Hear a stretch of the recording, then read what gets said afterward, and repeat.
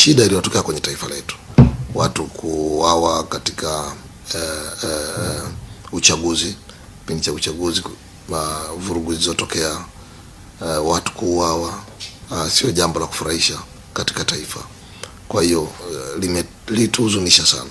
Mimi binafsi nilihuzunika sana. Nimetoa pole kwa watu wengi sana na kuatia moyo na kuambia bado tumaini lipo, na kuambia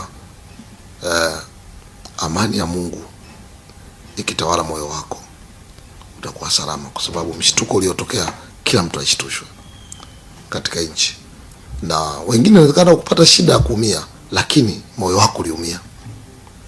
Kwa hiyo Watanzania kwa ujumla pamoja na mimi, ninaamini kila mtu, ili tukio ni picha mbaya kwenye maisha yake, ambayo katika mwaka huu ilikuwa sio alama njema, lakini tunaamini Mungu atatusaidia kama taifa.